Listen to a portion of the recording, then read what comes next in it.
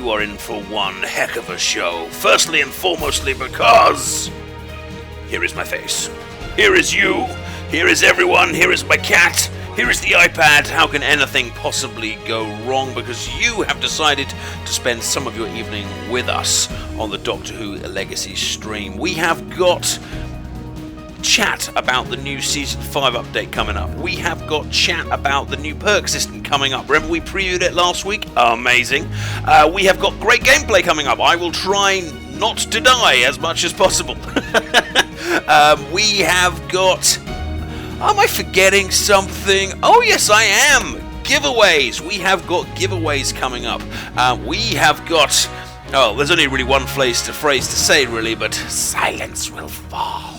Because we will be giving away the brand new Silence character to 5 lucky people this evening. We've got some of those river codes that we've been talking about. In fact, rather than me telling you about it, why don't I show you it?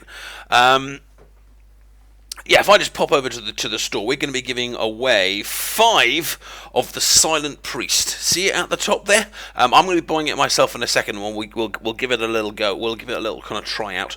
We're going to be giving away 5 of those codes. We're going to be giving away back into here. The River Song code. This is the one that at the moment is only available on Kindle. So this is for those of you that are looking to kind of complete your sets, but you're not on Kindle at the moment. It's this lovely little costume here.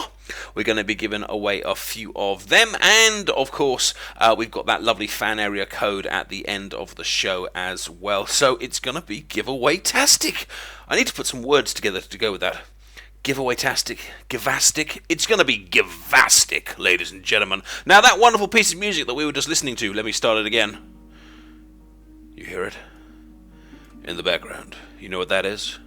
You think it's just ambience? You think it's just the sound that plays when I enter a room? You think it's just a dramatic sound that I chose at random? No, it is one of the brand new pieces of music that will be coming along in the future updates, composed by Chris Hulsack, who we interviewed a few weeks ago. If you've been watching this stream now for probably about a month or so, maybe a little bit more now, if you've been watching this stream for a while, you know we've interviewed a whole bunch of people involved in the making of Doctor Who Legacy. Obviously Lee and Susan, but also their coders, their programmers, their BBC producers, and Chris came in and was giving us the benefit of his wisdom and design. And this is the next piece of music that will be coming to your game, and it is absolutely excellent. I know I was playing it before the chat, and I saw lots of people already kind of going, "This is pretty awesome." I mean, can't you just feel the movement of the gems around the screen? Can't you feel the tension of the strategy? Can't you feel the pressure of the time attack?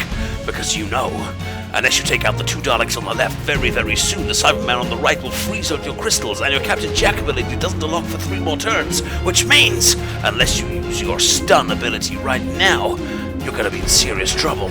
The music says so. It's going to be awesome. So let me skip that one there. We'll be coming very, very soon. Now, my friends, I have tweeted out that the Doctor Who Legacy stream has started. My Twitter is @TheAdipose If you would do me a favour and you would retweet that to let the masses know, to let the world know that the Doctor Who Legacy live streaming is happening, I would be very appreciative. I'm sure the Doctor Who Legacy team would be appreciative as well. So if any of you are Twitter people and you have followers following you, if you could retweet my tweet, I would be very grateful. And with that in mind, I will be chatting a little bit later about a way that you could earn yourself some extra Addy Gold to get yourself a higher chance of winning some of the prizes in the giveaways that we have here on this stream and in some of the other streams that I do from with it around during the week.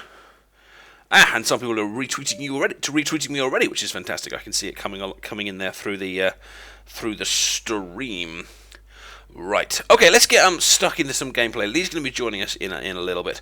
But I just want to kind of show you guys what I am at personally. I'm trying to time this quite well because Season 5 should be up along with us in the next kind of week or so, and obviously we'll be talking to Lee about that in a minute. But I've very nearly got to the end of Season 6. There's Season 6, and then there is an epilogue at the end of Season 6. And you put those kind of two together, and then you basically make it Season 5. And I'm working my way through that epilogue right now, so I'm hoping to kind of reach Season 5 at the point that it it basically is released with all these kind of new characters. Now, before we go any further, though, I do need to open something very, very important.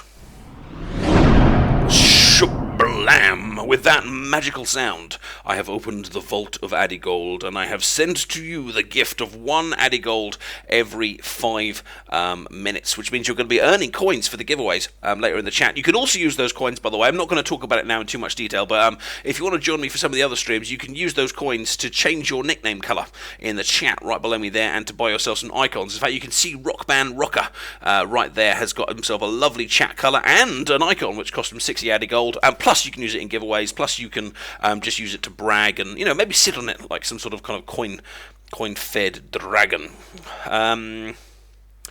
Yes, I like this team. Let us use this team. Okay, so we're going to go in. Season 6. Now, one of the things we are going to be doing coming up very, very soon in the live streams, because when season 5 comes out, we're hoping that there'll be some new players around. Obviously, there's loads of players around, but and more new players, because it's going to be kind of a new beginning for the game. So one of the things I'm going to be doing in the live streams and in my video series is going to be kind of going back to the basics a little bit and kind of recapping some of the basics of the game. So if you guys have got any suggestions for things that you would find it helpful for us to cover, you can either let me know in the chat right now, and we'll try and keep an idea what you're saying, or you can send me a Twitch message or a suggestion on my Facebook or my Twitter. But what would you find if maybe you are still a beginner on the game right now and you want some help, or maybe you can kind of remember when you were a beginner, like what is it exactly that would help you along your way? Because that's one of the things we're going to be looking at next week. Right, here we have the first Doctor. They appeared at almost every Centauran outpost throughout the continuum. At first they look peaceful, just like floating metal balls. Silent. The calm before the storm. And then they started to calm. As suddenly it started, it was over. And while time continued to collapse, another hand now controlled the path that the universe would take on its way to utter destruction. Well, that was bit of a gloomy, dramatic fest from Lee there, man. I should have put the music back on. Hang on, let me start the music up again. Hang on. And then the path from utter destruction. There you go. That's better. That's much better. Right, what have we got? We've got ourselves a green dinosaur to give us some problems with here. Now, to take down a green dinosaur, ideally we would like a red.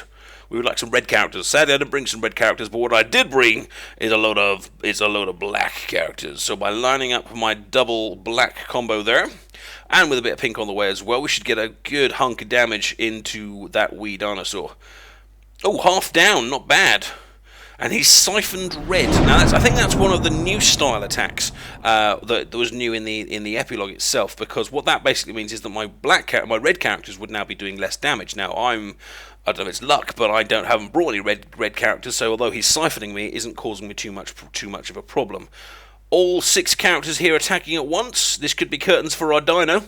There we go, down in 2, not bad. Wave number 2.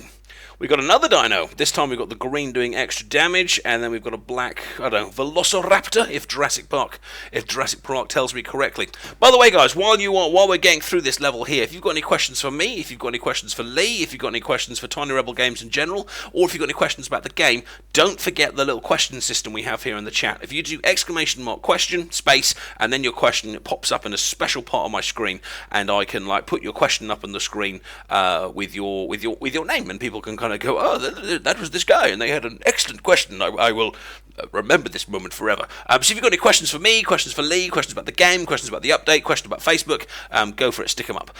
Question you can ask about, when such so-and-so character coming, but we do answer those kind of questions a lot, and the answer normally is soon. So you're probably not going to get much more detail than that, but by all means ask it if that is a question which is important to you. Right. Greens.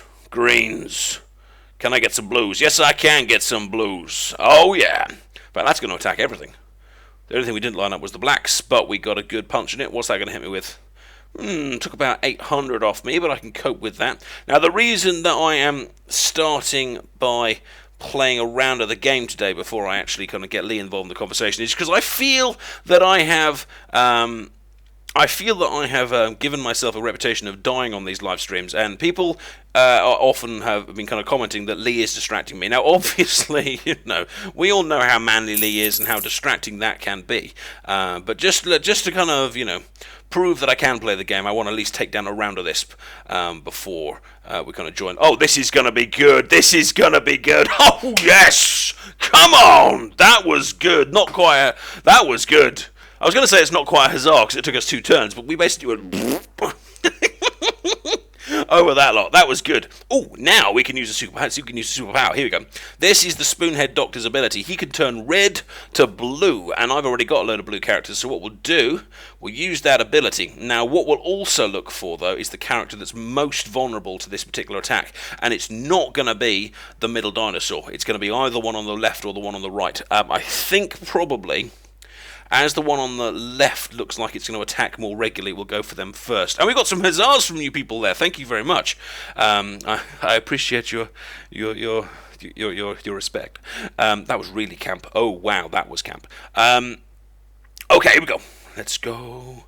Let's fly to the moon. That wasn't a good. Oh, there you go. How's that? Oh yes, we've got greens and blues going together. Probably not going to kill it. Oh, these ones are tougher. Did you see that? That actually took a pretty strong punch from me there, and and it's still kicking. Okay, well I think the best thing for us to do is to keep attacking the same one, but maybe we'll try and maybe what we'll try and do though is kind of get all of the different colours kind of attacking at the same time. There we go. We've got at least a 4 times combo there. Still firing into the left-hand side. The way I normally tend to try and play these ones when you get a load attacking you at the same time is to not try and engage them all at the same time, but instead to try and take out any that I can as quickly as possible. Because often it isn't just one thing hitting you that's the problem. It's whoa. Ow! Wow! That hurt quite a lot. Okay, so we're gonna, because I just got beaten up really badly there. Because I just got beaten up really badly there, I'm gonna use Rory's ability, which is gonna put my health up a little bit, and then we're gonna make sure we heal up. I think what that was the punch from you see the dinosaur on the far right. I think that got back down to it attacked me for the first time, and that was a big punch. So what we're gonna do there is we've still got 3 turns on him, so what I'll do is I'm going to focus in the guy in the middle, and then what we'll do is we'll try and stun that one on the right to make sure that he doesn't hit us again, because that hurt. Also what we'll do, of course, is we'll try and heal ourselves up a little bit at the same time. So we've got a black attack there, and most importantly, oh yes, a nice at least 5,000 heal there. Okay, so the middle one's going to attack us in 1 turn, but I think we can suck that up.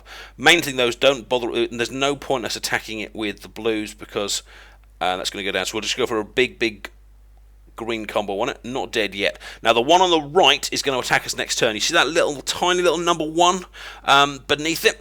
And so what we're going to do is I'm going to stun him using K9. He probably will attack us again before we kill him, but if we can take out this middle one first, we're going to limit the damage that it can do to us. So what I'll do is I'll try and put together a little kind of set of attacks there. We've got a heal. We've got a blue and black attack. Blue won't do as much as others, but as long as it's... not quite enough to take it down. The number of times I've done that. Can you see that health bar? Can you? I can't see that health bar. None of us can see that health bar. It should be dead. So...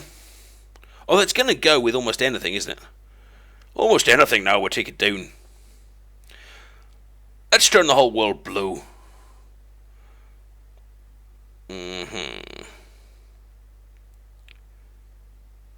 Okay, I'm going to sacrifice a few of the blue gem combos to make sure we get a heal in there. Because as long as you know you're going to get more than 1 combo. Oh, I almost got the whole thing in one go. Oh, that would have been beautiful. Oh, that would have been beautiful. Right, green does more damage against this guy. So let's... whoa, this is going to be a spin. There we go. Managed to get the green all the way across the board. I love that little spin one. It's like doing little Catherine wheels across the screen. And you just like move over. And you can actually kind of put together some really nice combos. And we took him down before he could attack. Now... these guys are going to siphon red at us, so it's a shame, real shame, we don't actually have Spoonhead's ability to to get that one going. Now look at this. They are immune to blue. Well, immune's too strong. They're not immune, but they are resistant. But what we can do here is we can increase the damage of our blue gems to try and offset that slightly. It won't do it perfectly, but it might just about give us enough. And we can also combo up with some of those red gems as well to try and get some extra damage out of them. Oh, this could be good. This could be good. I don't think it's going to kill him, but it's going to be good. It's going to be good. Here we go. Here we go. Oh, this is good. Oh, we didn't quite get it. We didn't quite get it, but that was good. You can siphon the red gems. I don't even care. I don't even care. I don't have any red gems. I don't have any red characters. Why should I be bothered? Why should I be bothered, quite frankly? Right, let's combo some of this stuff up then. Blues, more blues, greens, reds, all of them together. Cats and dogs, aliens and peoples, all working together to kick your dinosaur lizard ass. Fire. And it's down. And it is down. Now here's the big wall. Wow! Okay, that's bigger than I was expecting. That is bigger than I was expecting. Okay, fear not. Don't fear, well, I mean, don't fear too much. What I'm going to do, first of all, I'm going to use Sylvester's ability, Dundryism, to deal 11,000 damage to the target enemy. Now, what we're going to hope here is that this takes off a big chunk of it, because let's hope he hasn't got too much health. Let's have a go. Here we go. Fire. What was that? A fifth? I was hoping for more like half, a third. Okay. The other thing we're going to do is we're going to use the Porridge's time bomb. So in a few turns that's going to go boom and take off another 5,000. Although if 11,000 with that, 5,000 ain't going to be much. The next thing we're going to do is turn these reds to blues. Luckily he ain't green, so we are going to get a fair bit of damage here. So that's okay. Probably should have left it on the left. There we go. So we're going to a bit of a blue attack. Looks like we've got about 8,000 worth of damage there. Oh, damn. No. He's stunning me. Oh, no. Then he's going to grab some gems. No, don't grab the gems. Bad lizard. Okay. 6 blacks, 5 greens. 6 blacks, 5 greens. And what's he stolen? He's stolen the greens. What's this message? What is this message? Stop blaming Lee for you dying. Okay, well, let's just put this together in a bit of a, conundrum, okay? What happens when I'm talking to Lee? I die. And look, what's going on now? I'm not talking to Lee. Who's dead? No one. Well, the dinosaurs. I mean, I haven't made it to the end yet, but we all know that I will. Right, I'm going to stun him. Stunned. And then... by the way, that on-screen message was an example of another thing that you can do with your added gold. Fortunately, most people tend to just use it to go, alright! But some people have some good kind of things to say like that. Thank you very much, Mr. Monkey. Mr. Monkey, evolution in practice. Okay, I've put together all the reds. Not entirely sure why I put all those reds together. That was a stupid thing to do. That's because you've distracted me by talking about Lee. See, it's not just Lee, it's Lee you're talking about Lee. These are the issues that I have to deal with here. Oh dear, we got some blacks. He's gonna stun me in one turn, but oh yeah, okay. So next turn he's gonna hit me. Next turn he's gonna hit me. What can I do? I can turn all those reds to blues. We've got a lot of blues in here now. Let's put together. Let's see if we can get everything attacking at once. Okay, let's study the board carefully. I need to be able to put together a line of blues at least, a line of blacks at least, and a line of greens at least. And I think we can do it. If I whip around here like so. And then whip around there like so, and then whip around there. There we go. It's not going to get all the gems, but it's going to be the vast majority, and everything's going to attack in one turn. Come on, cross your little stumps. Whoa! And a time crystallone. Okay, we've got Matt Smith. Keep moving. I've tracked down another artificially created temporal paradox for us to head towards. Don't you love heading towards those temporal paradoxes? It gives that kind of, I'm in 2 times at once feeling. Paul McGann says, hello. Yes. Don't you see? The rift under Cardiff has become a focal point for whoever is trying to break through to us. I do. I see that now. I think it is time. Now I have shown my skills and my abilities, it is time for us to bring in the man himself. If you could please give a suitably Whovian welcome to Mr. Lee. Mr. Lee, head of TRG, Tiny Rebel Games, will be joining us very, very shortly when he picks up the phone. Gotta love a hyper Addy. I'm hyper? Hello, Lee! Hello, so I was just rapidly typing something and then I put a typo in there. Oh, man. Hello! I know, typos suck. It's much easier to... Sorry, I will stop cutting you off, but you were on a bit of a roll there. I think you talked non-stop for about 22 minutes, and you were talking, and you were ripping through enemies in the game, which is awesome. That's what it's about. Sorry, I apologise. It's because, but I did have to share with Lee before we started that I may possibly have eaten slightly too much before the live stream. I'm still blaming my wife for leaving me to eat the entire portion of chips by myself, but I'm probably hyper because I'm probably running on like glucose and oil and stuff. So at some point I'm going to have, what's that thing after you've, like, well, I'm probably have a massive come down at some point, and I'll probably like slump in the chair and start drooling. So that's Lee's time to shine and tell you all about what's going on. So, Lee, we need to do some giveaways, we need to do some news, we need to play some rounds, we need to do everything. What time is it? It's 20 past. Let's do a giveaway in about 7 minutes. Why don't you start off by telling us, what's going on in the world of, tell us about the week of Tiny Rebel Games. What's been going on? Where's my list of things, my big list of things to talk about? Right. We are rapidly, by the fact that we put out a bug this morning that popped up telling you there was a new level available when it isn't. That's how close we are. New level available. Technically it's on the server and playable, and your device can't reach it because your device hasn't updated to the latest version yet, and the latest version has gone to Apple for approval this morning. We're lucky it got through, actually, because a lot of people are having issues uploading builds to Apple right now, and that would have been horrific if it had slipped today and another couple of days, because I would push the final date out. But we're aiming for next Thursday, I believe, is a very reachable goal, but we do need, that does rely on Apple approving and not finding anything huge in the next few days. But middle of next week is the goal of having a whole new version up, which we're calling version 2. We decided to call this big patch next week because it's such a substantial change to the game. There's so many significant new bits in the game that we decided to call it version 2. V2. So, and this is the one that isn't going to include, if I can remember correctly, the new levels, the new season, obviously, but also all those other upgrades for the game UI and stuff that we've been talking about for the last few weeks. Is that right? Yeah, so it's a whole perk system, it's a whole expert mode system, it's 60 new levels. I want to talk about what we want to do the fan 16 area or 60? later.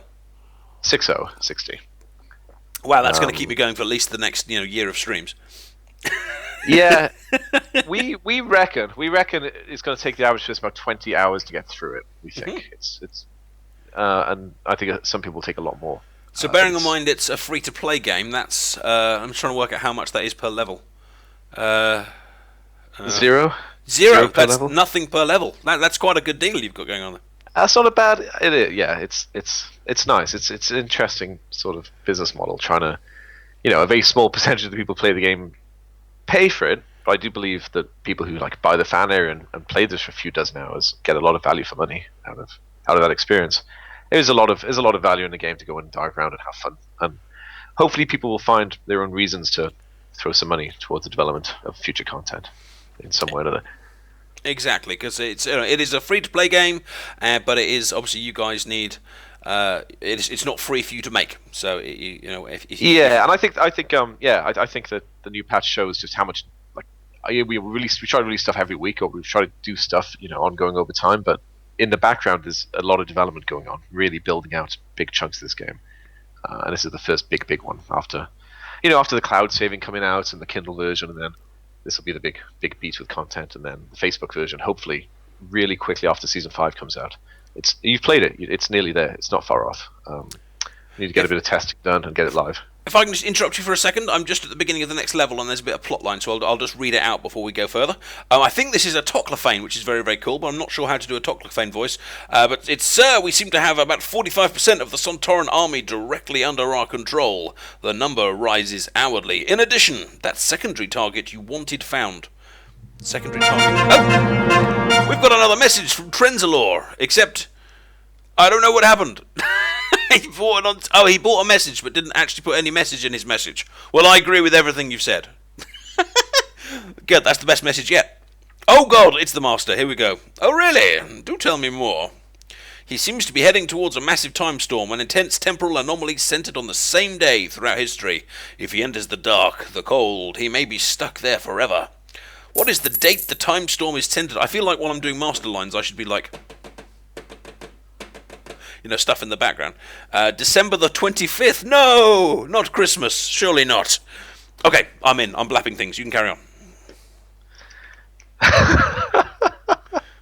It always sounds so good writing it, and then it goes back and forth with Peter, and we change stuff. Then it goes back and forth with the brand team, and stuff gets changed and tidied up.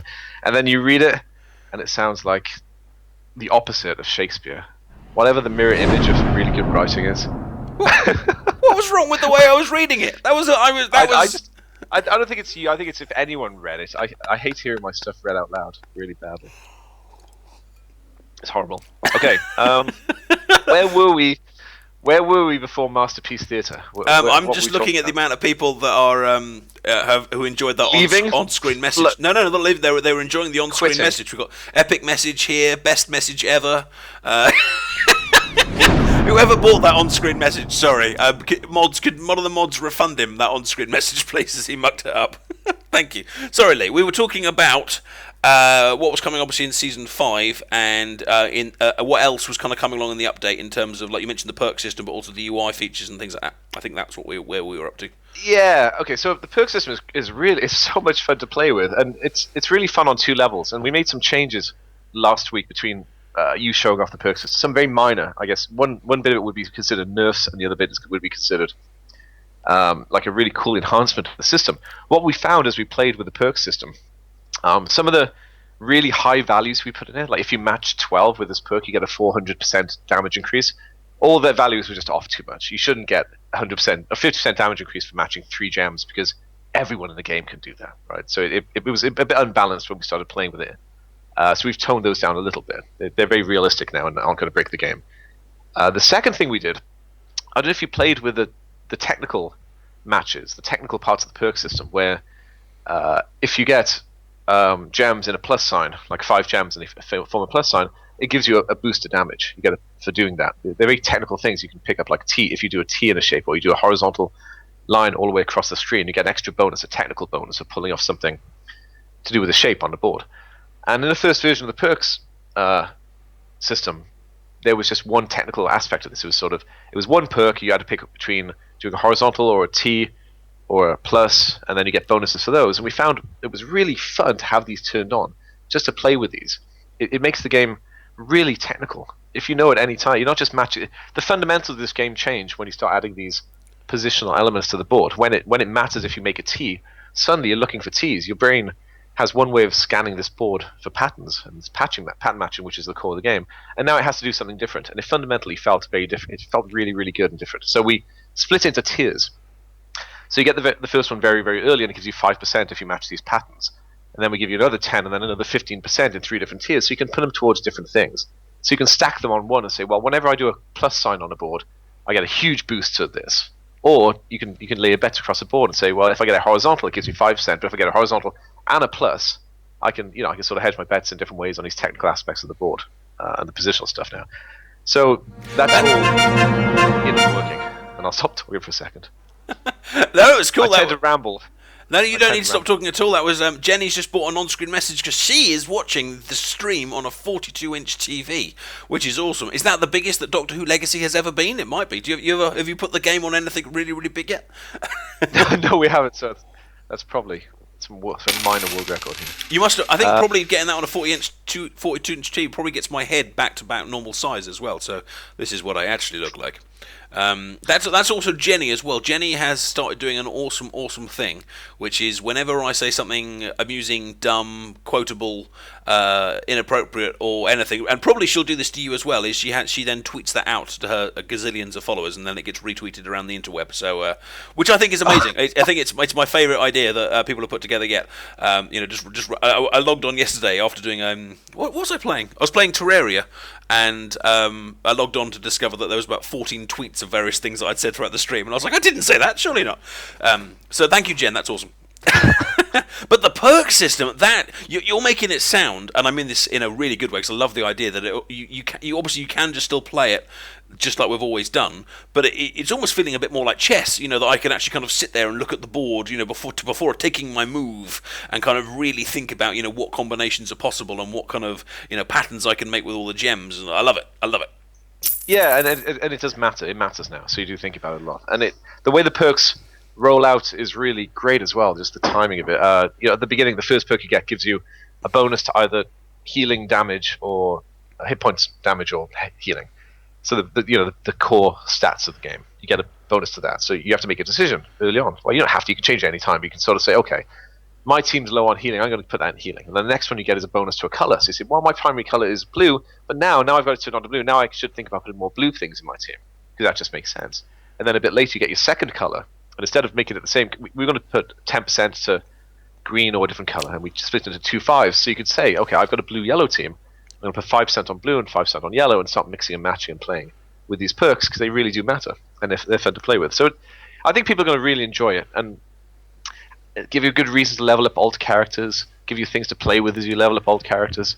It really adds to the sandbox in a way that just new content on the back doesn't. Yeah. So it gives you like a way of going back through season 7 and 6 as well, if you enjoy that and have kind of new content to kind of do there. Trenslaw has asked a question, I believe, in his on-screen message, although I've missed it.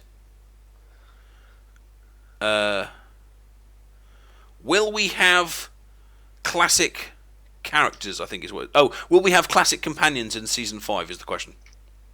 Season 4. Season 5 is now nearly finished and has been in production for a few months now. The call for lots of classic episodes started really resonating around the office about 2 months ago. So as we started doing season 4 preparation, we've integrated. I think we're aiming for three classic episodes, 3 great old episodes. Like pick out the really classic ones. I don't want to go into it yet, but yeah, we want to do a load of 3 classic episodes and a load of characters to go with them. The main companions from that era who want to get in there. But all of this, of course, is dependent on those things getting signed off on at the BBC. So I can't really dive too far in because we are in the very early planning stages of getting season 4 sorted. But we hear the cry for more classic content, and we will respond. We will get it in there. Absolutely. Right, well, guys, we need a few things I need to tell you before we move on. First of all, I hope you have seen this, and if not, have a look now, because the code that has just appeared up on the screen was released earlier today in the... was released earlier today. I grabbed the wrong thing. That's embarrassing. Let me just put that back where it was. Was released today on the Tiny Rebel Games newsletter. This is a code for 1 time crystal. Let me stick it there in the middle of the screen. It's a code for 1 time crystal, and it'll... How long does this one work for, Lee? It's a few days, isn't it? It's a few days, yeah. What we decided to sort of punish us, we're going to give away a bunch of time crystals. Like, why don't we just give one away every 48 hours until the season comes out? Then if people have to wait, at least they're getting free time crystals.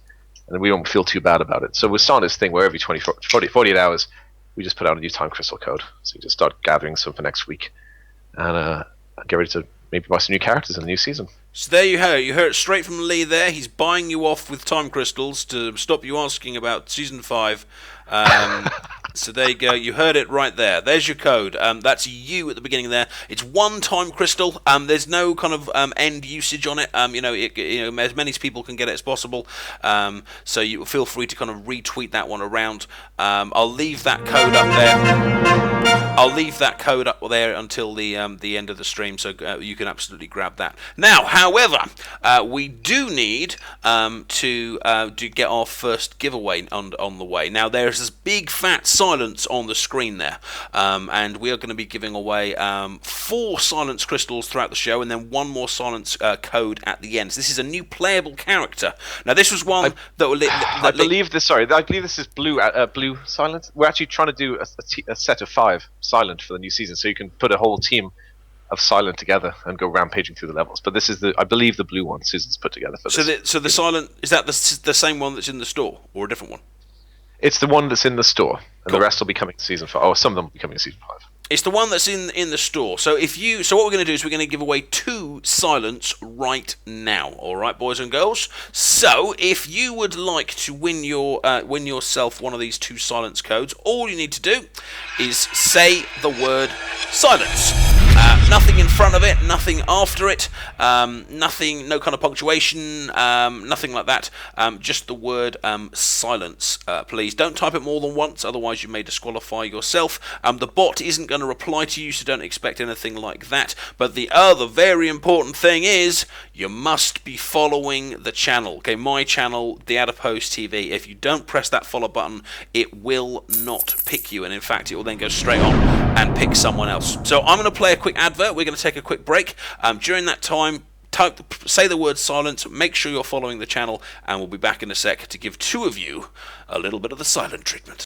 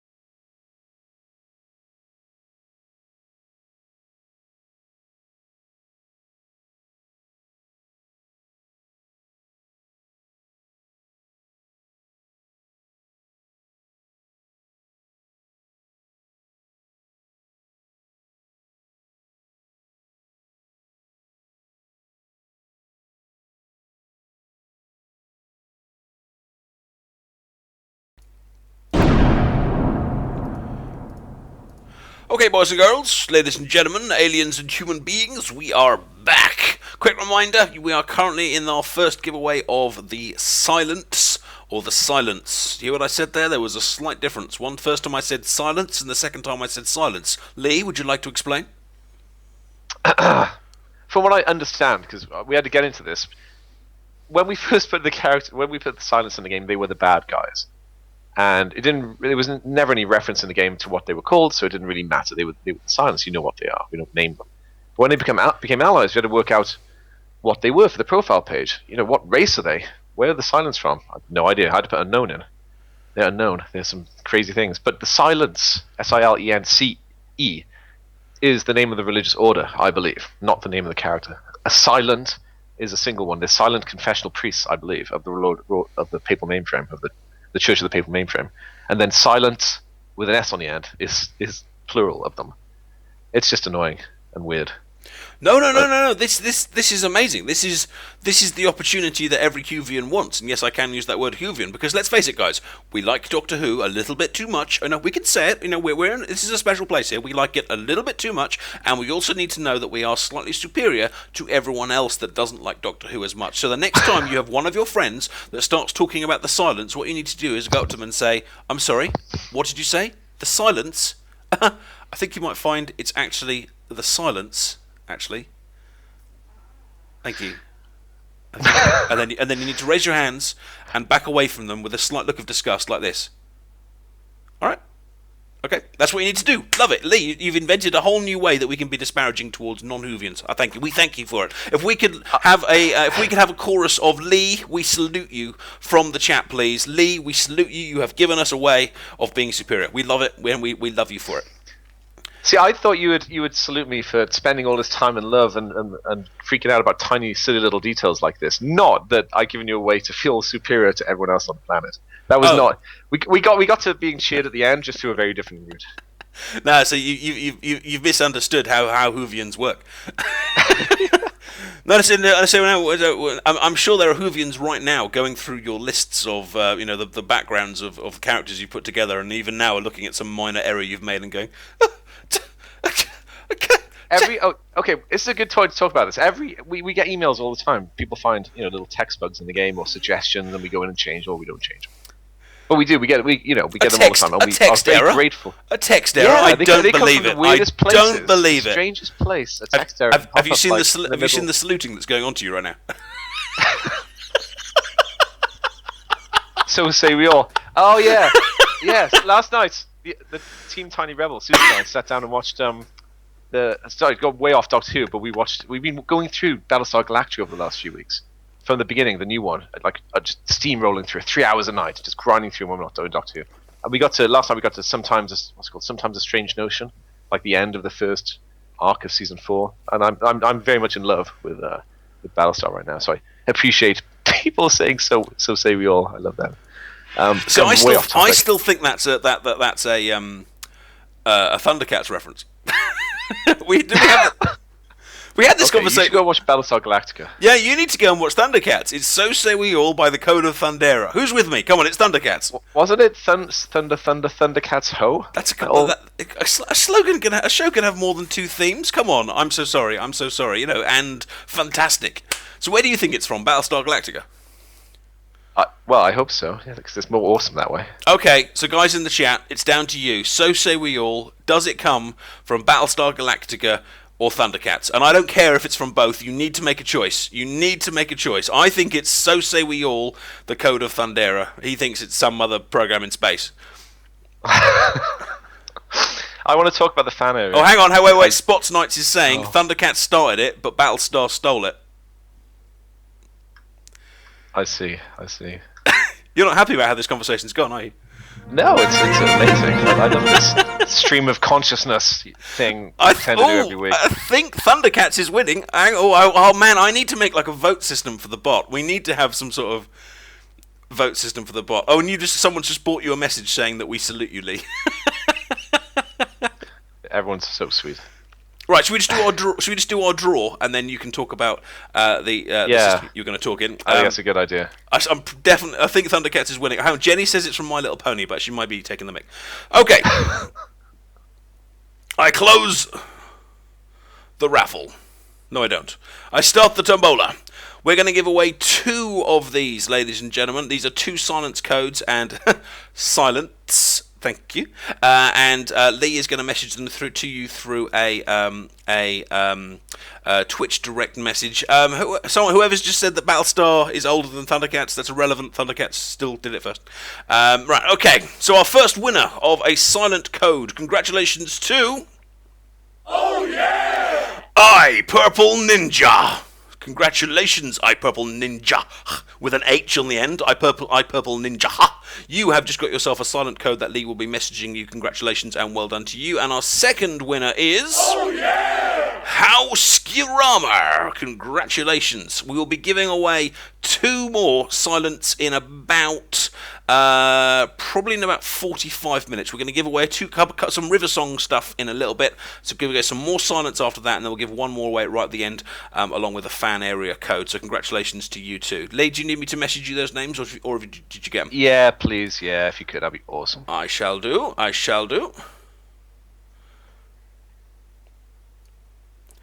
Okay, and before we get back to Lee, I just want to, while Lee is messaging you these codes, if I could just draw your attention to the screen. First of all, the silence is doing quite a bit of a number on me in terms of the damage here, but this is the War Doctor, as portrayed by John Hurt. I don't think we've used him much in my streams yet, but this is his power here.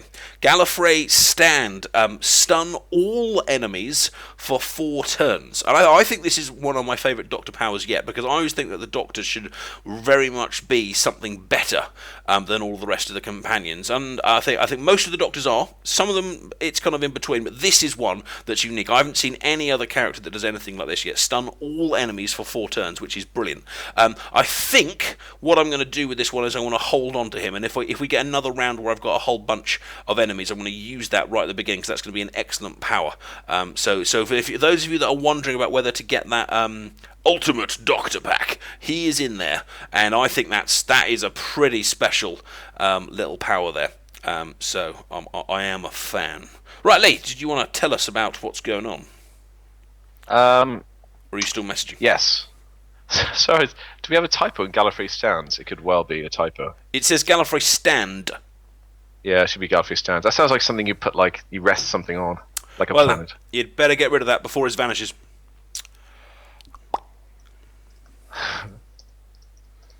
I'm just sending a nice email to Susan.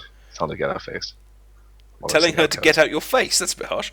Tell her to get that fixed. She can get that fixed. We'll get that fixed. Get that fixed. That's the cool thing Sorry, I about- thought you said get out my face. I was like, that's a bit of a harsh email. Dear Susan. Get out of my Dear face. Susan. Lovely. Fix this typo bug and get it. Okay, so what? So one thing, Susan, is going to get onto a long ramble about the fan area. Okay, So strap yourselves in. I'll start attacking things. Okay, that's fine. So one thing the fan area, the purpose of the fan area is to reward people who support the game in some way that isn't in the rest of the game. Because the rest of the game is all free to play. You can get everything else everywhere, anything in the game everywhere else. We wanted somewhere special. If people support the game, they should get special stuff. So we put it in at launch, and we kept adding stuff every so often. We decided a few weeks ago we needed a much more sort of solid schedule for putting this stuff out. First of all, we wanted to get the fan area into a rhythm like the rest of the game, where we do an update every Thursday. That every week or every two there would be something in the fan area, something specific, and every week maybe things change up. Maybe we do a double experience week every couple of weeks. We started playing with these things and making like green roll week. So we want to get into some sort of rhythm. Was the first thing, and then I started thinking about how we could make the fan area fundamentally different, but keep that goal of having free stuff in there. So I thought, and I'm not saying this is happening in any way. This is all speculation. Susan and I have been talking a lot about this. I started talking to the BBC about this. I don't know if it'll go anywhere. It may not. I might get shut down. But I want to talk about it because this is what we should do in games now. We have an audience. We should talk. And even, pie in the sky stuff, I want it to go somewhere. Which way it goes, I don't know. But it's worth talking about. Anyway, so I'm looking for input, some thoughts from people who are fans of the game, are in the fan area, and want to see it change. What I would like to do, my current thinking for this, is to start a second storyline in the fan area. And every week we would release a new level, and it would advance the story. There would be a whole nother story being told in the fan area, following maybe a different Doctor, a different companion. This is where extra stuff would drop. For example, what if there was a 10th Doctor story going on in the fan area, and it starts with like fan area, Winston Churchill and Ood, and then they go off on an adventure. Something happens in sort of parallel with the story. So I'd like to go towards that, some sort of episodic content. So you log on once a week, all the other cool stuff in the game, but there's a new level in the fan area, which means there's a new bit of story, and it just keeps advancing every week. We just keep putting this content out. And then I started thinking, what if, and we haven't talked to anyone about this, what if we went to somebody like Big Finish and said, Finish side story in here, and maybe it's the 8th Doctor with Charlie having an adventure during the Time War as the Time War starts to collapse around them because of the stuff that happens in the future. So do people think it would be cool to have a story in there, that this is more like an episodic thing, that every week we just put out a new level with a new drop or some special crystals or whatever we would normally add to the fan area, we can write into the story if we have this story as a support structure for explaining away the fan. It's not just a fan area now, there's something really cool in there, and we could if that makes sense. What do you think, Adipose? Does that make any sense to you, or am I just No, it makes perfect sense. I think you should have a look in the chat and have a look at and see what they're saying. Looks to me like the feedback is overwhelmingly positive so far. People saying definitely, yes, it would be good. Yes, I love it. Yes, absolutely. Big Finish would be fun. In fact, a few people mentioned Big Finish. Someone's chanting McGann. Lee, are you there under 2 nicknames? Someone's talking I'm just taking some screenshots so I have ammo now if I ever need to explain why I'm chasing down Big Finish. I'll just point to this screenshot. There you go for it. If you want to scroll up and I've got them. I have logs of all of this, so if you want it, I can send it to you. Cool. So that's what we're thinking. Now we haven't gone any further with this. I just started approaching the BBC of this. I would love to do a storyline, and I think it would be awesome. There's so much we could do in there. We could do anything. Pick another Doctor, take him on a story, maybe cycle through Doctors. They could just have arcs in there. Whatever we do, it could be cool if we gave it a storyline sort of structure and pulled in something really unique, like the Big Finish stuff on the side, and have a cool storyline with elements of the 8th Doctor's life from there. Because one thing we've always had in the design Doctors from the very beginning was a big blank space for the 8th Doctor. He didn't have any content, not enough content to do anything with, really. Oh, and as an aside to that, as I mentioned earlier, we do have the master from the TV movie has signed up for the game, and he'll be in season 4. And I can't remember the name. I should have looked it up because we were talking about it earlier. The only companion of the 8th Doctor that's been on TV from somebody will remember. Was it Carol? It's not Carol. It's the Doctor from the eighth movie. She signed up too. Wasn't her name Carol? That's what I'm saying. Well, was it Carol? I can't remember. And I'm sort of pacing around the room with a headset on, not going on IMDb. So anyway, so we're making moves towards trying to get more 80s stuff in there, and this would be somewhere where we could really do something different. I'd like to do a classic Dalek story. I know it's very boring, but it would be cool to do a story set in a time where what if paradoxes started opening and Daleks from all through time started flooding in? Would that be a good thing or a bad thing for the Time War? Like the way that Grace, the Daleks Carol. are fractured open. Everyone's shouting Grace in my face. Grace, of course it's Grace. See, Grace, Harder, Christmas, Carol. See, I got confused. So we could have a story where, because the Daleks became so fractured later, with the paradigm Daleks are very different from the Time War Daleks. They all have these sort of factions now. So what would happen in the middle of the Time War if these factions came down? Is that a basis for a cool story? I'd like to do a high concept thing like that, but grounded in something really new, like having Charlie running around during the Time War. So that's what I'm thinking of. That's just a full disclosure. That's what the discussion's been over the last few days. But it hasn't gone anywhere. But something I'd really like to do in the short term, because we need to decide how this changes. I wanted to really get some change in by the first week after season 5 launched, which is now 14 days away. There's something more epic like this is going to take longer to ramp up. So we have to sort of make some decisions how the fan area looks in that sort of time frame. So that's my first ramble. My first thing to check mark. No, that looks like a very, very, very popular one to have their little side stories, little side plot lines, other characters to use or play with or see on the screen. It sounds good, and a nice way of encouraging people into the fan area without taking away from the rest of the game. So the idea is here that this would be in addition to everything else that was going on, not instead of. So the people that are unable to pay, they still have a game. Is that right? Yeah, it's what we'd given away a load of stuff through the fan area anyway. This just gives it a storyline, just like a reason for this to exist and a new storyline for it. So nothing will really change.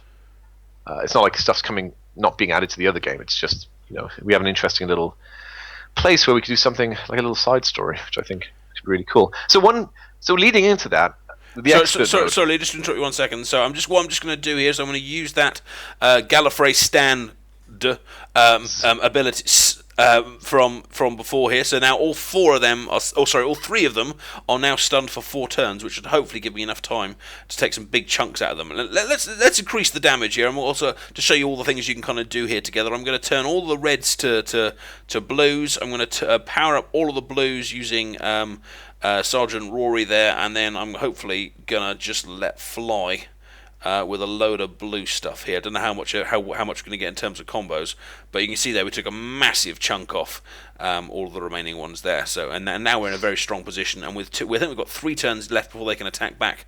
So I think that should be this group, and in fact this level, quite nicely wrapped up. Sorry, Lee, you were talking about expert mode. One thing we've been trying to do, and this leads back to the idea of sort of speeding things up towards classic episodes, is there was a very definite structure of the game at the beginning. You go through a season, and then you go through a prior season, and then to jump into classic episodes would have felt a little bit strange, a little bit other way. So we needed some time to rip apart the world, like make the reality really feel like it's collapsing before we can just jump back into these things.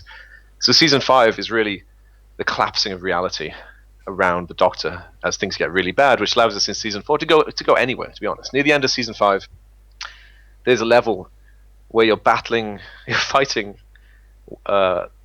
John Sims' master. He's in his TARDIS. You're in a time vortex, nuking each other with time torpedoes. Please tell me his TARDIS is that statue thing. It's the Doctor's TARDIS in the timeline. It's the one he stole. It's the one he turns into the paradox machine in Utopia. It needs to be that statue thing. When it was a statue. I like the very first one. We have a great background. When you fight the very first master in the very first episode that the master turned up in, he's in like a fairground. He turns up in like a caravan. His TARDIS is like this weird caravan van thing. It's very strange. And he's in the middle of this field, so we remade that field. We did some art for that field. So when you fight the master, he's in where he first appeared in canon, which I thought was rather neat. But right before the first episode comes out of order, which is the Impossible Planet, and that arc. What's the first one? The Ood arc with the Beast Below, Impossible Planet, Beast Below. You're fighting him in a time vortex, everything's collapsing, and he shunts you out of there and you come spinning down, and you're suddenly at a very different point in the Doctor's timeline. And now, things got so bad we can jump around a little bit. That was the point of season 5 in one regard, was destabilize everything to give us more freedom to do whatever we want. So if we wanted to go back and pick up an old Dalek episode in black and white, now we have some narrative footing that we can throw that in, and it doesn't feel really forced. Part of that world collapsing has led into the narrative, the very light narrative leading through the expert mode. And the BBC really wanted some narrative footing because we give away black and white versions of characters in there. Mm-hmm. These characters in the expert mode, they always drop 100% of the time. Expert mode's levels are hard. Like, I'm not going to go over this again. It's ridiculously hard. If you're one of those guys who min-maxes and you're up at 3 a.m. doing some raid with 40 other guys in a plane of hate, you're the sort of person who's going to really love trying to push through these expert modes. For 99% of people out there, they're going to hate it, but they're hard as hell. But the BBC gave me a line that it pops up on a screen the first time you go to the expert mode to explain where you are, because we can't just throw black and white characters in the game because it's not going to make any sense. So I'm going to read you what it says, what explains the expert mode. This is the text I was handed. The ongoing battle with the Doctor's enemies has opened a massive rip in space and time, bringing through characters from a parallel dimension. So the expert mode is framed as a parallel dimension, sort of ripping itself apart, and then we'd probably use that for the framing for the fan area story as well. That this fracturing has caused something very bad to happen, leading to this story spinning off on one side. I've got the video. I don't know what you're doing. Are you playing a level? I am listening to you and reading some amazing lead dialogue, and now I'm sitting here with a load of Christmas balls. So I'm sitting here with a big smile on my face, being delighted from 3 different directions, quite frankly. So yes, no, that sounds very, very cool. So we're having some black and white expert levels, but only because it has been made canon by the BBC, which is very, very cool. So did they write that bit of dialogue? They wrote that dialogue and sent it over, so it pops up on the screen, and then a warning pops up saying, pretty much don't try to play these levels. They're too hard. You're meant to fail these levels as soon as you walk in them. It's that sort of difficulty. Like, we had to put a warning level thing up because it's just punishing. So your first warning is this is some canon from an alternative timeline that we haven't had before, and then the second warning says you probably shouldn't play them anyway. Yeah, here's why you're finding it's cool to have a black and white first Doctor on your team. Anyone who gets all 5 of these starting, the first pack of expert levels has 5 levels in it, 5 characters in it. And just to confirm an obvious question here, the gems aren't black and white, are they? Because that really would be difficult. No, so we took the first Doctor. We did a black and white version of him, and then we rebalanced him to be better than anything in the game so far. And whenever anything drops in expert mode, it should be better than anything else. So when we start season 4, we'll take out all the season 5 expert mode levels. Or probably, I would think, we start cycling those in and out, because they should always be really, like, badges of honor, these things. Yeah, no, absolutely. No, it's going to be good. Okay, it's 9 o'clock, which means it's time for us to give away some cool stuff. I think we're giving away... In fact, let me show you what we're giving away. Yes, I want to quit, because I haven't actually started yet, plus I want to do that dialogue again before we go in. So this is a River Song. How many River Song codes are we giving away, Lee? I have no idea. I don't know. We should explain that I wasn't supposed to be here today. We were supposed to have a power outage. It was supposed to shut everything off. Yeah, it was supposed to be Addy flying solo. Hence why I did line up. Mrs. Pose was on backup. Mrs. Pose was going to join us, and she was going to play the game for the first time, and we're going to have like a interactive tutorial. But we can save that for another time for when one of us can't make it. But we have 5 to answer your question. We have 5. 5. So this is not, to confirm, this is not River Song we're giving away. This is River Song's camo costume. So if you don't have River, this won't give you her, but if you do have River, this will give you her costume, and if you get River later, this code will still give you that costume. Does that make sense? So if you would like to win this costume, which at the moment is only available on Kindle to kind of get within the game. So the codes work on iPad and everything else, but there is actually no way for you to purchase this at the moment. So this is the only way you can get this code, which is pretty exciting. Aren't you glad you came here? We're going to give away 5 of them, and to do so, the phrase today you have to say, as we've just been talking about them. We'll have Auntie herself. We shall have the BBC. So if you could please say, BBC. In fact, I think you might need to say it with a slightly more English accent, actually. You need to say the BBC into the chat. Nothing before it, nothing after it. No punctuation, no sentences. Please do not say it more than once. And, yes, that's it. And the other thing, of course, is you must make sure that you are following the bloody channel, okay? If you are not, then the bot will absolutely ignore you. Okay, so you're going to have a few minutes there to say the word BBC and to make sure you have followed the channel. We're going to take a quick break. I will rediscover my voice in the meantime, and we'll be back in 60.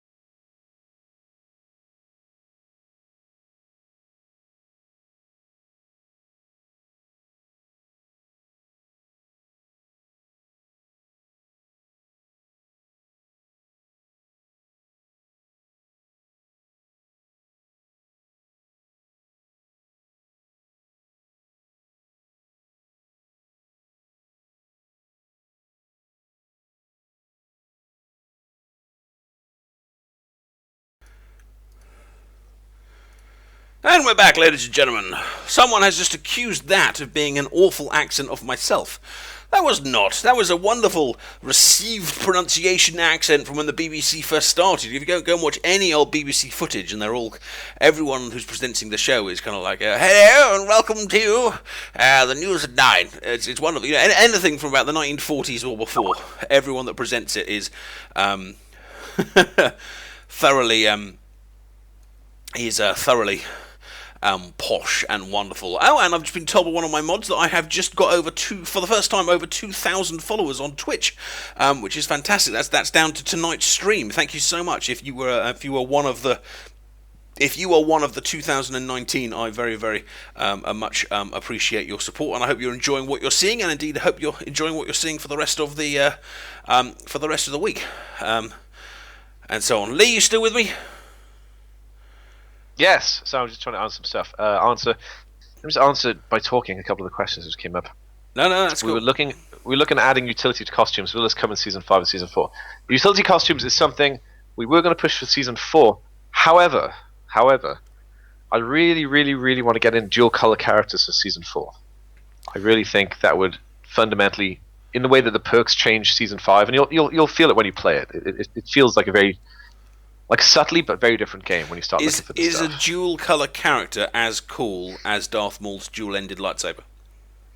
Oh yeah, I definitely think so. So my sort of plan for season 4 is, if we can, get dual color stuff in, but that's a big load of tech work, which would push off costumes adding effects further. But I do think out of the two, I think dual color characters, giving you some like really fun abilities to mess around with, different ways to mix these groups together, is a better thing to put time into than costumes. Just because costumes also has to lean very heavily on how much art we can create. There are a bunch of costumes in the game now, but not enough for all characters. This is something that would apply to all characters in the game. Even the old characters would have a new version, a dual color version. Well, and also you don't want to rush out. I mean, these are all lovely ideas, and you don't want to rush them all out within 2 weeks of each other, because then everything loses its kind of impetus. So it's something good. Put it on if it needs to be on the back burner for a bit. That's great. No, it's not a problem at all. I mean, all the stuff you've talked about in Season 5 sounds great. Quick reminder, guys. We've got a giveaway going at the moment. You need to say the word BBC. Just type it into the chat once, BBC, and make sure you're following the channel. I'm going to be drawing those codes in about 1 minute's time. So this is your last chance to make sure you typed it and to make sure you are following the channel. It doesn't matter if you follow it, as long as you hit the follow button before we do the draw, the bot will the bot will pick it up. CT Styles is about to ask, or it's about to appear on the screen, will the game ever appear on the console? He would gladly pay to play the game on the 360. I think we've talked about this before, and you've said it's a maybe, but not a current. Is that right? I would really like to. Now, after the short answer is after we finish off the Facebook version, we have engineers that can work on pushing it to another platform. Is the short answer. So as soon as we get Facebook out, we would like to make a decision on where this goes next. What I would like to do, I think we need some systemic stuff done to the game. We need to change the UI so it works nicely on a horizontal TV screen. That's got to be the first step towards taking it anywhere. We need to get that working, and we need to get a control system working nicely for things like controllers, something which isn't touchscreen or mouse. When those two things are done, it shouldn't be that hard. Susan and I come from the console space. I've talked about my background a lot. Somebody was asking me about Bully earlier, which is funny, and thank you for that. I love Bully. Bully is awesome. I love talking about Bully. But we come from console gaming. Can we just qualify that is a computer game? That's not just Lee's background. I think it was called Canis Canum Edit in Europe. I remember we changed the name because there's some sort of controversy. Anyway. Yes, some like surprising controversy about naming a game after an evil person. That's fine, you go for it. and I started my career at Sony. I owe Sony a lot. Everyone playing this game owes Sony a lot, because if it wasn't for Sony putting me in QA and believing that I could make games, I would never get in the game. I've gone in the game industry. So getting the game up on those, I would love to do. We have started talking to some hardware manufacturers, some console companies. Very early talks, just discussing would it be possible, would they want it. So we are looking towards that, but nothing at all has been decided yet. Okay, so I hope that answers your question. Thank you very much for asking. Let's do our giveaway then. I'm going to close the raffle there. I'm going to start the old little tombola up on the screen. And a new follower there as well. That is exciting. Thank you very much. Okay, so we're going to have 5 codes to give away here. So we're going to do these in quick succession. I can't even pronounce it. Quick succession. There you go. That's the word. It's quick succession. Good luck to everyone that has entered. And if you don't win, don't worry. We've still got more giveaways coming up in the show. So 1 to 5. Here we go. Winner number 1 is... Oh yeah! Agniti. Remember, you can only win if you're following the channel, so make sure you press that button. It is not too late, as I haven't pressed all of the buttons yet. Well done, Agniti. You will have yourself a river costume coming along to you very, very shortly. Number 2. Oh yeah! Doctor Who Legacy Lover. Wow, they like your game so much, they've based their entire persona around loving it. That is. It makes me smile when somebody with a username to do with the game wins something. It makes me smile a lot. Exactly. That's got to be worth something. Number 3. Oh yeah! Calaluna is also a winner tonight, and I think Calaluna is actually a type of pasta.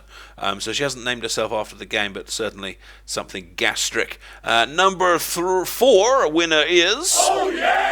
Jen Devine. Well, it's divine that she is a winner here this evening. Congratulations to you. And lastly, but not leastly, our 5th and final winner of a river costume tonight is...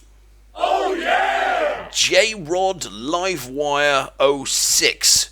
J-Rod Livewire 06. Congratulations to all of our 5 winners there. We will get those codes to you, or rather Lee will get those codes to you as soon as he can. I will just message those 5 to him, and they should be with you in the next few minutes. While he's sending you those codes out, let me just take us into our new level here, because I can't go past some dialogue. That would just be unacceptable unless we had to read it out. And I love this. This is in the snow, so we've got our little Tochnafane here.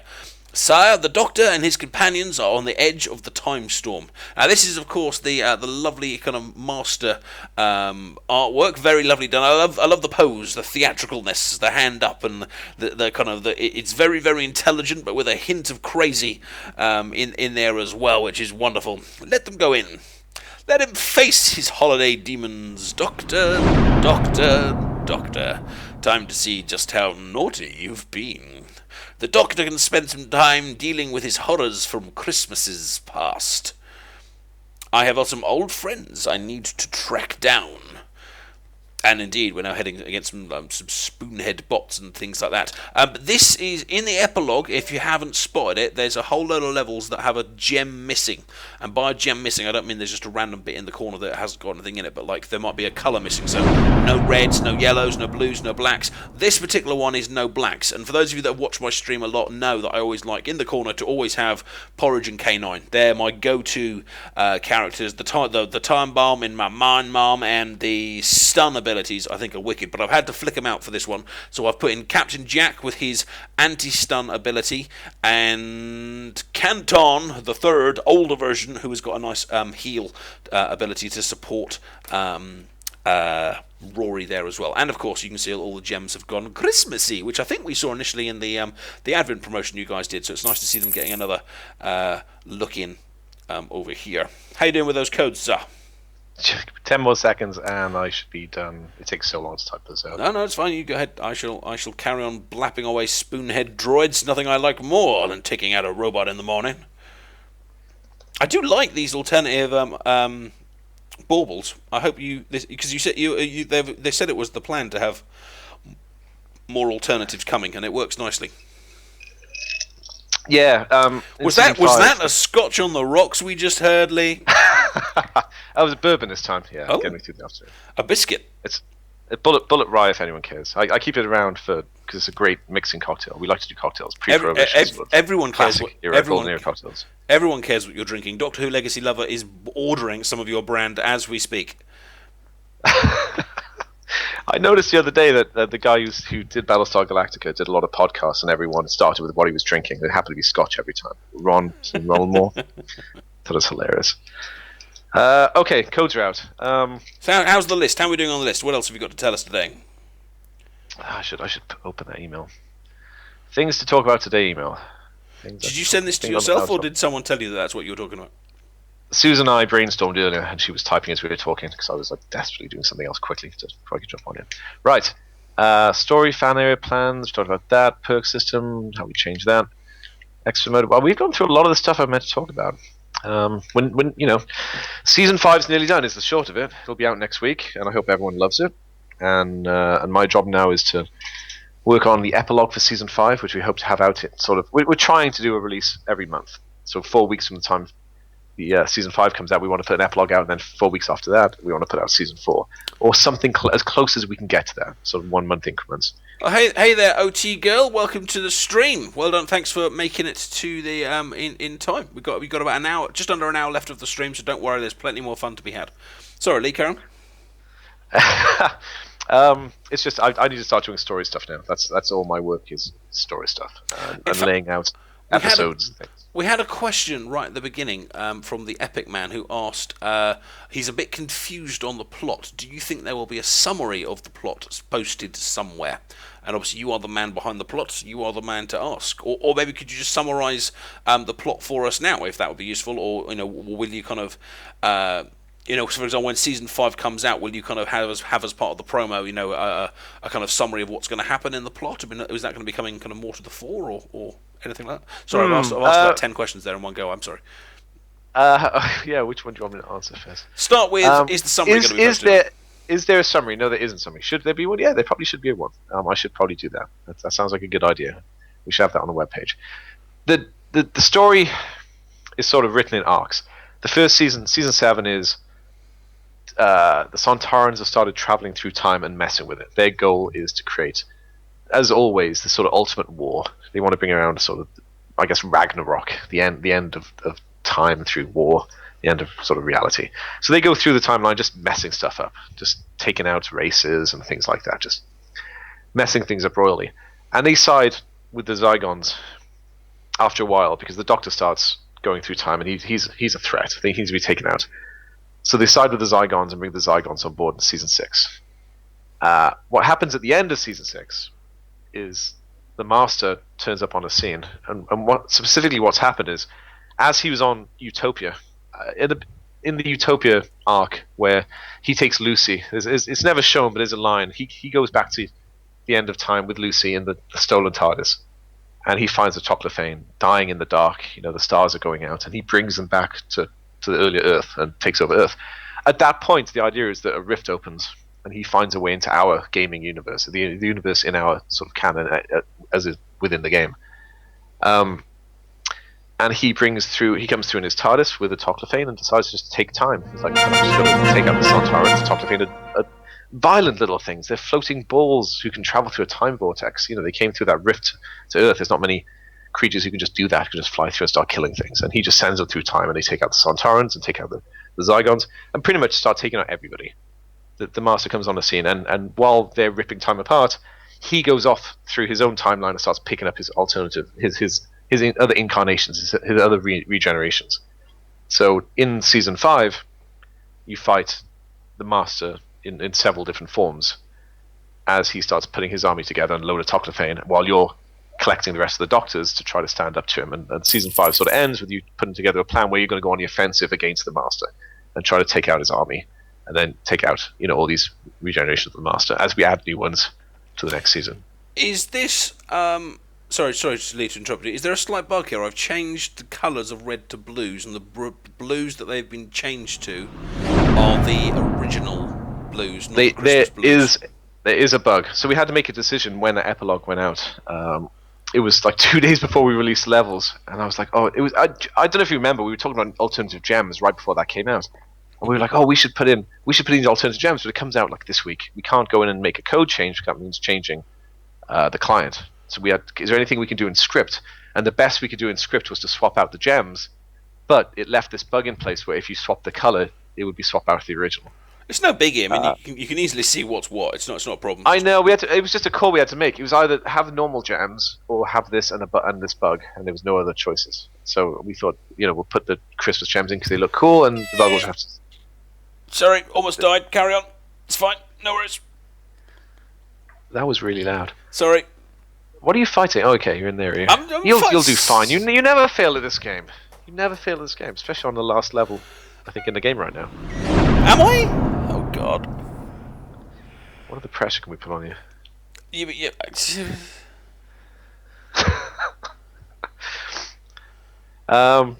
So that's why the Christmas gems.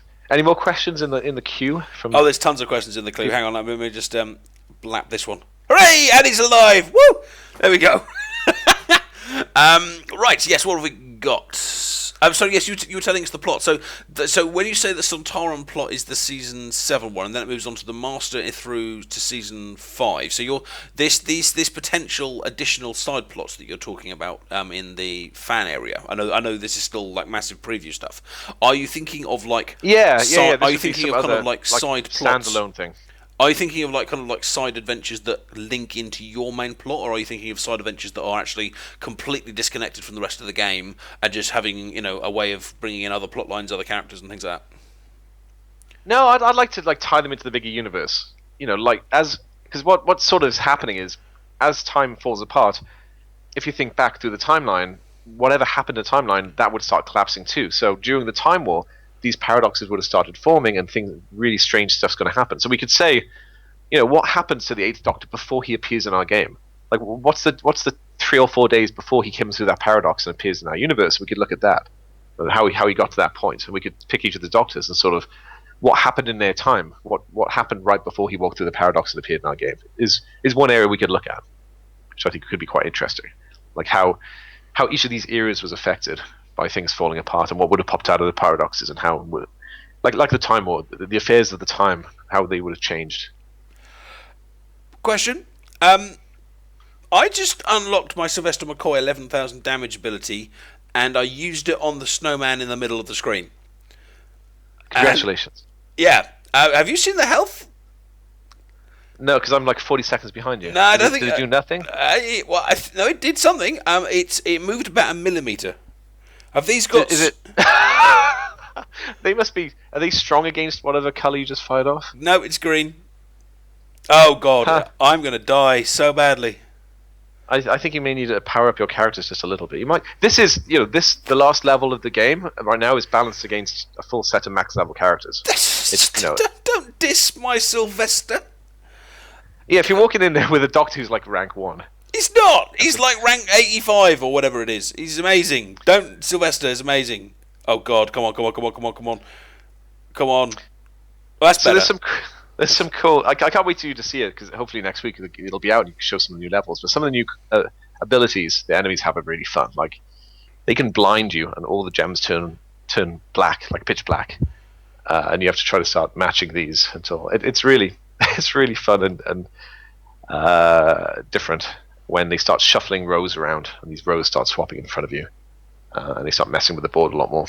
It's nice, but you have new counters like the first Doctor's ability to remove locked gems from the board is really fun to play with. It really changes some. It's a good reason to pull him in for a certain fight.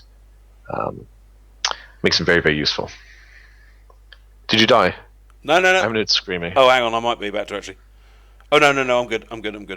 I'm good. Although I'm not doing a huge amount of damage on these guys. I think I kind of get the impression I'm just kind of scratching them in the head, and they're going, "Ooh, that hurt a little bit." But I'm powering them up. I'm going red to blue. You should blame the design team. Bloom gems. No, not blaming anyone. I don't mind the last level being hard. I'm going with it. I'm gonna ride with the punches. Roll with the changes. Here we go. Yo! And I hurt them a little bit. God, this thing's tough, dude.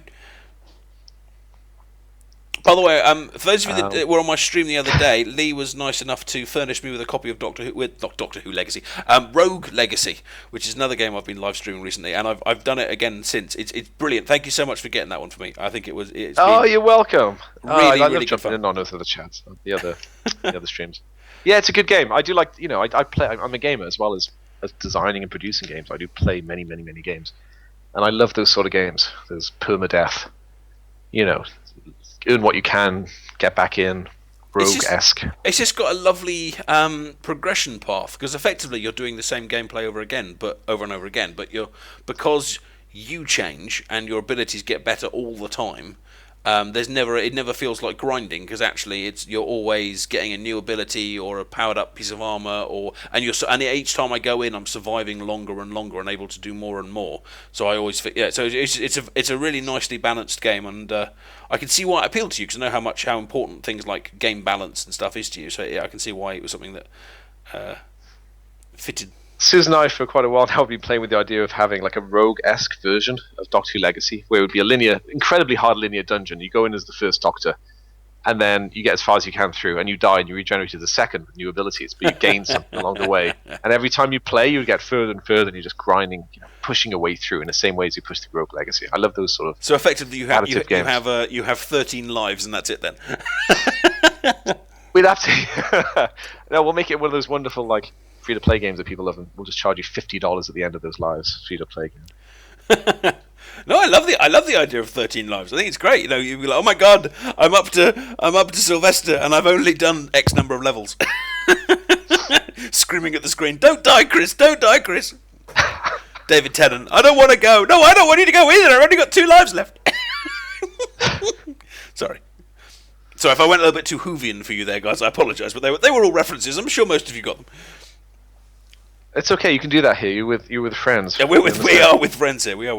I do wonder how many people tomorrow are going to be speaking to their friends about the silence and then just tutting. Did you say that with a T or a C? A C? Ha! Wrong. Right. I think I might have just taken down this final snowman. Well, assuming I don't know if I'm on the last wave here. Is there a boss in? Oh no, I'm on wave 5 out of 6. Oh god, that's big! Wow. Knowing me, it's like a giant snowman or something. Oh, is it up? Yep, giant snowman has just appeared. I like giant snowmen. I like playing with scale on the screen because it's fun doing a giant Rory bot. Rory the Handbot. Or giant snowman. Right. Here we go. Oh, why am I putting together reds? I don't need reds. That was stupid. Error. Any more questions before you die to the giant snowman? I'm not going to die to the giant snowman, and yes, there are loads of questions. Let me ask you some questions. Will we be getting new outfits for Clara in Season 5, says Alfred JJ. No plan for that right now. Not because we hate Clara, it's just we're focusing all the new art on new characters. And we have a load of new characters coming in Season 5. Some new costumes, there's a few bits and pieces coming in. I think like 5 or 6 costumes drop in there. But it's mainly being pushed towards new characters because we have so many new abilities we want to put in, and And different colors need different types of team members to really flesh them out. So we had to put a lot of resources not to costumes, which is another reason I don't want to rush towards adding a costume affecting gameplay sort of subsystem anytime soon, because we do need to bulk it up. I don't like her. I'm gonna come out. I'm gonna cause hell in the stream. I don't like her. Clara's boring. You know, like Clara. I don't like her. There's two main reasons. First of all, my wife's name is Clara, and her name is Clara. Therefore, it's ruining her life. And secondly, she's just away. She's just there. She's just there. She's the girl that saves the Doctor. Whoop-de-doo. It was there. Yeah, we at the beginning of her arc, we just watched City of Death again, Susan, and I was like, I bet Clara is like thrown into a time stream and splinters through time. Wouldn't that be funny? And that's what happened. It was hilarious. Like, oh, okay, so we sort of called that early, about 5 episodes early. I found it a little bit. I thought she'd have more weight in the world. I know she saved the Doctor from sort of his death at the hands of Dr. Simeon, but well, to be, the whole being split through time thing, I've got no problem with that one, to be honest. It's not that. It's just more on the episode to episode basis. She's just kind of there. I think she started well, being like the computer whiz. Like I think she was the one that was going to kind of give the Doctor for the run for his money. I think they've had similar companions in the past that are more kind of that are supposed to be kind of more equal to him, and she kind of started on that level, but then she just kind of became less and less and less. Have I caused rage? Oh no, Penultimate agrees with me. I loved Clara in the first 3 episodes, but after that, yes, I would agree. ZRS Zone says sacrilege. Dollins says love Clara. Alvin says I have Elizabeth Sladen's autograph. Departy Rooster says Clara is my favourite. Matt says I agree, Addy. Yes, Thundercats ho. Hecklibly says I'm in the Clara is meh camp. That's a camp. Hula Girl is asking where my cats are. So lots of people having an opinion on that. Right. Doctor Who 9978 says, will the characters' costumes on the title screen ever be able to be used in the gameplay? That's a good question. Yeah, that's a good question. We had no plan. Well, there's a chance they'll get in there. I think the next costume is coming is actually, I'm pretty sure the next costume is coming is the one that was voted on by the David Tennant fan club last week. Which was Did you follow that? Yeah, it was the suspicious brown jacket, wasn't it? Is that what we're calling it now? The suspicious brown jacket? Well, Susan was calling the master, was it Krusty Master? So we're going to have Krusty Master, then we better have suspicious brown jacket. Well, yeah, that's yes, the Krusty Master. That's what the first time the BBC referenced him. That's what they called him, so we stuck with it. The Crispy Master, not Krusty. Krusty sounds weird. Crispy's much better. And that episode is such a great episode, but it is like very strange that he's mostly dead. You can't call him Crispy Master. You can't call him Krusty Master, and you can't call him Crispy Master. It's terrible. It's not scary. But he doesn't have any. Anyway, so somebody asked earlier as well. The art, that sort of key art, the big piece of all the characters. Our lead character artist is doing a new piece of art for that front page, so hopefully freshen that up a bit when you launch the game. And the thing he's put together is really cool. It has all the Doctors we currently have in the game. Is 10 Doctors, I think. Yeah. So they're all on there. No companions, just all the Doctors. So is that going to be a new front page for the new season? Is that what you said? Yeah, exactly. Yeah. That's good. That's good. Nice time to freshen up. We're aiming for that for the middle of next week. He's like working down to the wire, like getting the last couple of characters ready as drops. And then as soon as he's finished every character season 5, he's finishing off that key art that he's already spec'd out. So it should be done for next Thursday. So, another paradox being forced from the other side, and the readings for this one are off the scale. It must be the time storm. The immense power building up around us is feeding into the paradox. If we can just reverse some of the charge on the energy flowing back out. Oh, I can't do Tennant. I'm going to give up on Tennant. Yes, overload it, close it down. As its power levels peak, we can reverse the flow and pull through whatever is in there. I'm ready for anything that may come through, Doctor. As am I. How was that? Was that Shakespearean enough for you? If you want, I can raise a hand with a skull on it. No, keep going. It's okay. I'll just cry over in this corner. Keep going. It's good dialogue. It's good dialogue. You don't need to cry. You just had too much whiskey. Keep going. That's not the end, is it? No, that was it. Well, it's the beginning of the level. I seem to be facing a large. Oh, it's before the paradox. Yes, the large purple orange blob. paradox. Go on, don't die on this one. I'll try not to. Anyway, it is 9:30, which means it's time for the second of our 3 Silence giveaway. Okay, we're going to give away another 2 copies of the Silence character, and thank you complimenting on my third Doctor voice. Yeah, I like my third Doctor voice. I've got no idea if it sounds like it, but in my head, it sounds like him. And no, Andy does not sound like Obi-Wan Kenobi doing in every voice. That's not true. The ZRS1 says the lean, mean, fat-reducing grilling master. Yes, crispy master, exactly. Okay, so we're going to be giving away another 2 silent codes, which is the brand new character in the store. Lee, do you want to pick a word? What should be the word for our giveaway? What have we been talking about, or what would you like it to be? How about classic? Ooh, you are a classy guy. Okay, boys and girls, ladies and gentlemen, humans and aliens, if you would like to get your hands on a code that will give you, the opportunity for silence to fall in your game, see what I did there, then you just need to say the word classic. Nothing before it, nothing after it, no punctuation, no big sentence, or that kind of stuff. And the second thing you need to do is you need to make sure you are following me, the Adipose TV, by making sure you are following Twitch. We're going to take a quick 60-second break, and we will be back to announce the 2 winners of those codes. Back in a minute.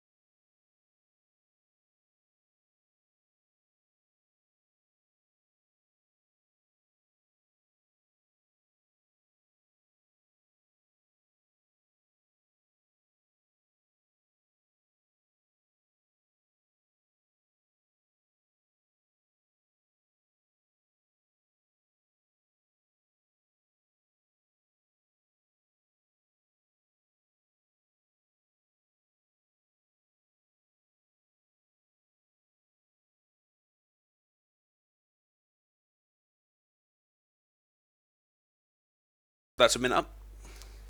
Alright, ladies and gentlemen, we are back. Back to give things away and back to finish off this big purple, oh no, I can't tell my colours, big orange blob thing that I'm attacking. Before we get cracking though, remember there is a giveaway going on right now. If you want to win yourself a silent ally, because you don't like the ones that keep talking to you, then you need to type the word classic into the chat.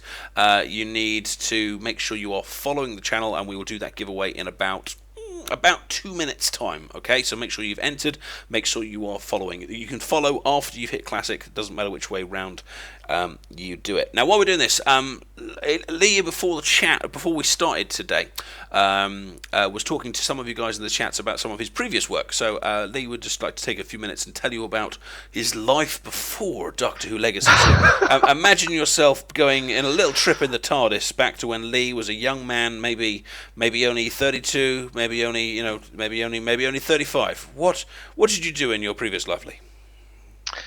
Okay, maybe not of that epic a scope, but somebody asked about Bully, which is one of the games I worked on way back. I don't even remember which year Bully was. It was very strange. I used to work for Rockstar Games.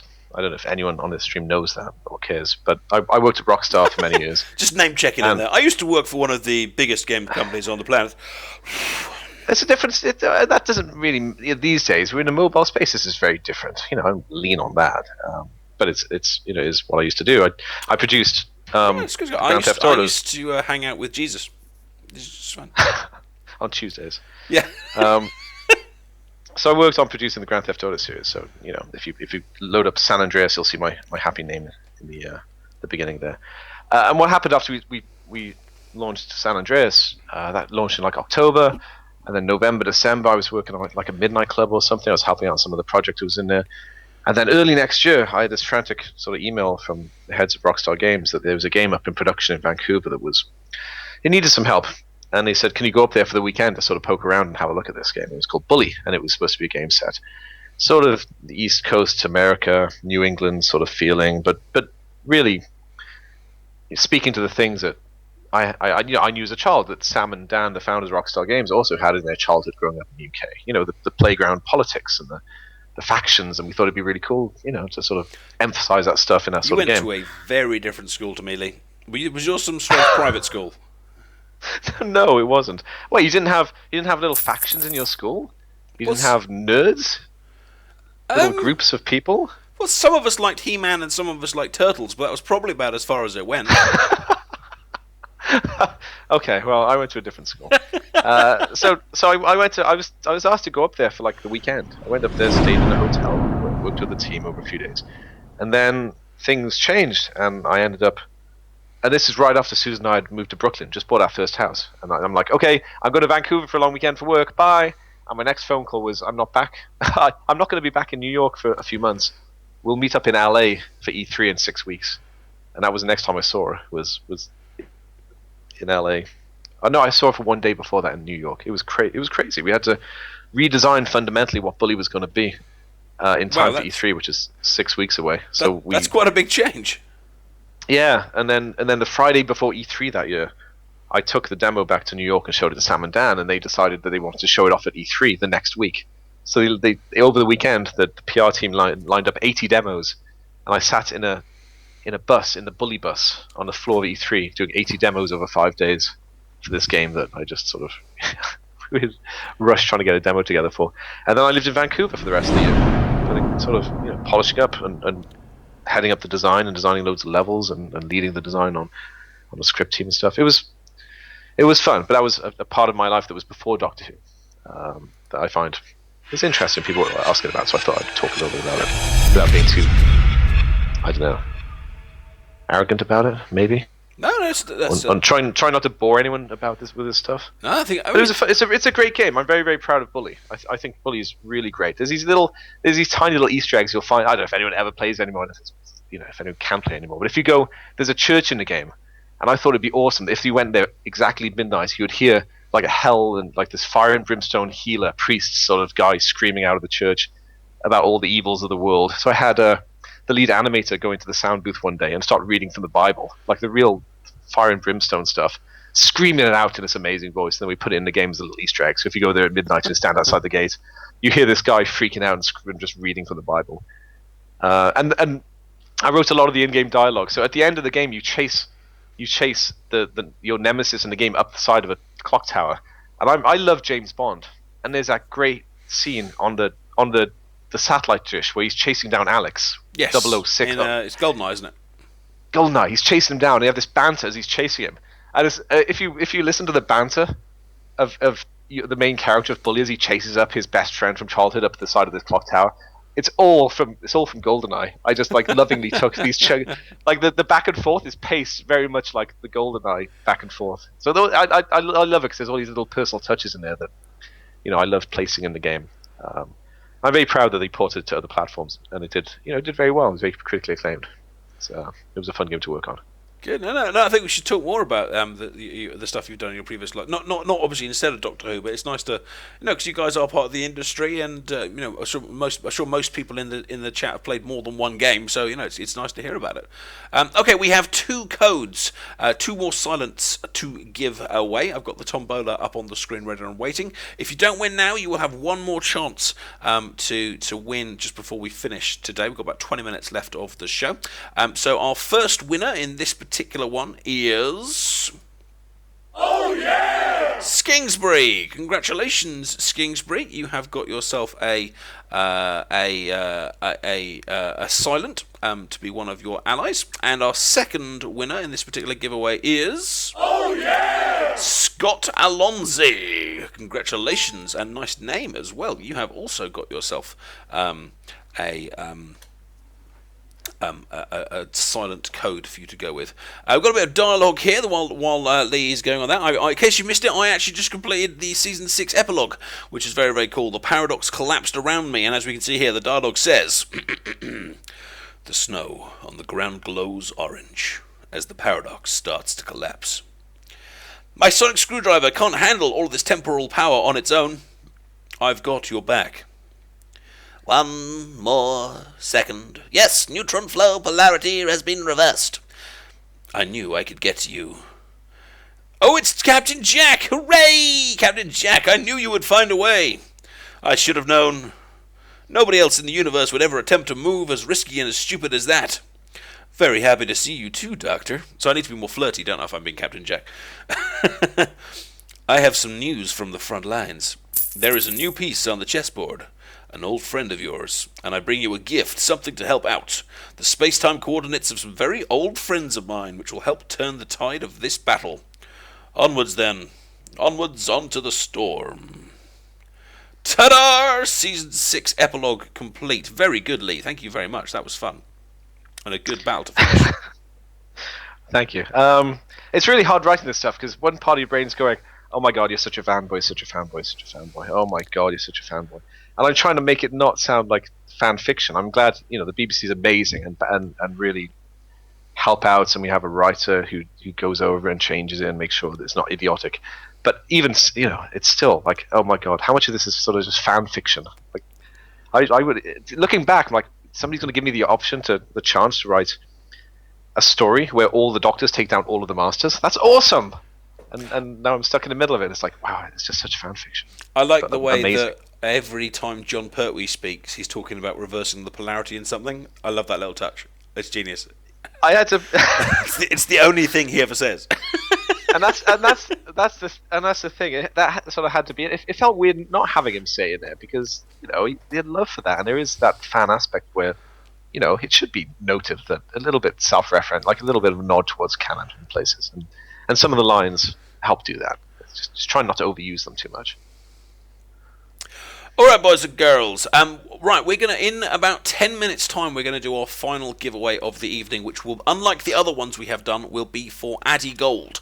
Addy Gold, you gain 1 gold every 5 minutes you are watching the show. It doesn't have to just be this show. It can be any of the shows I do throughout the week. I do, if you play Simpsons Tapped Out, I do a show on Saturdays.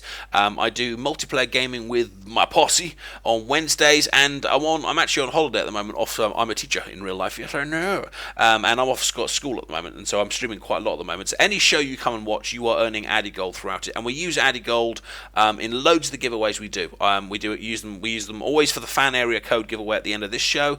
I use them for PC game giveaways. I use them for what else do I give away? Gift card giveaways. In fact, I have one right here that we may well be giving away on Saturday. But I'm completely open about the giveaways. The reason I use the giveaways is because I want to help my channel to grow. So one way I'm going to be helping you guys to get Addy Gold and help me to grow is a bit of a social media combined thing. If you follow me on Twitch, and you follow me on Twitter, and you follow me on YouTube, that's my 3 big things. That's Twitch, YouTube, and Twitter, then I will give you a massive 100 Addy Gold. Okay, it's only a one-off thing, so you can't claim it every week or anything, but just as a one-off thing, I will give you 100 Addy Gold. I did a little blog about it, so you can see exactly what you have to kind of send me, because you need to send me a message with the Earls, and you might need to check your the URL, sorry, and you might need to check your privacy settings as well, just to make sure I can see kind of what you're following. So I'll just paste that into the channel, so that you can read that little blog there. It gives you a little template to fill out. You just need to give me the addresses of the right things, and so I can make sure that you're kind of following the right things, and then I will credit 100 Addy Gold to your Twitch account. Before people ask, yes, I do have a Facebook as well, which is just facebook.com/theadiposetv, and you're welcome to follow me there if you use it. But the reason why I haven't included that in the promotion is because I can't check exactly what you're following on that particular form of social media, but I can on the others. but you're welcome to follow me on Facebook as well. I've got a Google Plus as well. If you use whichever you use most commonly, you're happy. Please do that. But if you want that 100 added gold, it needs to be YouTube and Twitch and Twitter. Follow the guide in that I posted out. I'll just post it one more time, and I will credit you that extra gold. It won't be today. It'll be probably tomorrow morning. But that means you can use it in next week's Doctor Who giveaway, which will be pretty awesome. So Lee. So it looks like sorry, Lee. You still there? He's not still there. I'm alone. I'm all alone. There's nobody here beside me. Okay. Well, I've been abandoned by Lee.